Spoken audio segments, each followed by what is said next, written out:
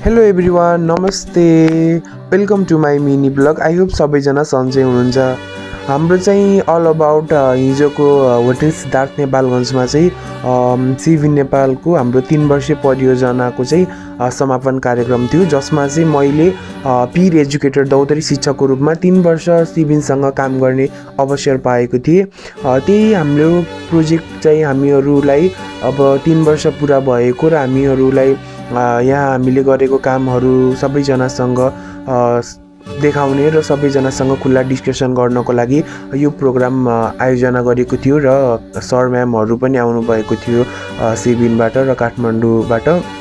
अनि सबैजना नेपालगञ्जबाट स्टेक होल्डर्सहरू, स्वास्थ्य कर्मीहरू, मेयर सरहरू, त्यसपछि सम्पूर्ण महिला अधिकारबाट, त्यसपछि मानव अधिकारबाट, मिडिया कर्मीहरू र बाल क्लबका साथीहरू र तथा अन्य अभिभावकज्यूहरू पनि आइदिनु भएको थियो, जसमा चाहिँ हामीले सर्वप्रथम त आसन ग्रहणलाई अगाडि जोड्यो। आसन ग्रहणपछि चाहिँ हामीले राष्ट्रिय गान गाएर चाहिँ हामीले पानसमा बत्ती बाली कार्यक्रमलाई सञ्चालन गर्यो। कार्यक्रम सञ्चालन गरे पश्चात हामीहरूमा चाहिँ एउटा पीर एजुकेटरले हामीले हल्का छोटो पर्फर्मेन्स देखायौँ हामीले गरेको। अनि पर्फर्मेन्स देखाइसकेपछि चाहिँ सबै खुल्ला डिस्कसन गऱ्यौँ होइन। खुल्ला डिस्कसन गरेपछि स्वागत मन्तव्य राख्न लगायो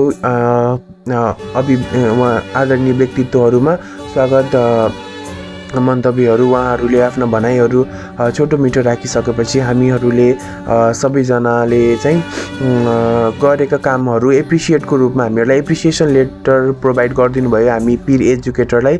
हामी पीर एजुकेटरलाई चाहिँ एप्रिसिएसन लेटर प्रोभाइड गरिसकेपछि हामीले चाहिँ मायाको चिनो सबैजनालाई मायाको चिनो प्रदान गऱ्यौँ। मायाको चिनो प्रदान गरिसकेपछि चाहिँ अब कार्यक्रमलाई चाहिँ समापन गर्न बेला भइसकेको थियो। हामीले गरेको 3 वर्षको कामहरू सबै सामु गऱ्यौँ। सबैजनाले एप्रिसिएट गर्नुभयो, सबैजना खुसी हुनुभयो।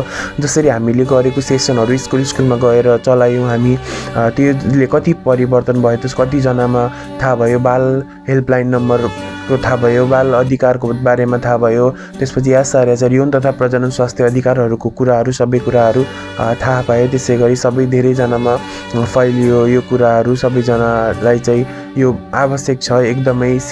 हेल्पलाइन 1098 भनेको एकदमै सबैजनालाई थाहा हुनुपर्ने कुरा हो। त्यस्तै गरी यो सबै कार्यक्रम भइसकेपछि सबैजनाले लास्टमा लन्च गऱ्यौँ र त्यहाँबाट बिदा भयो। Thank you.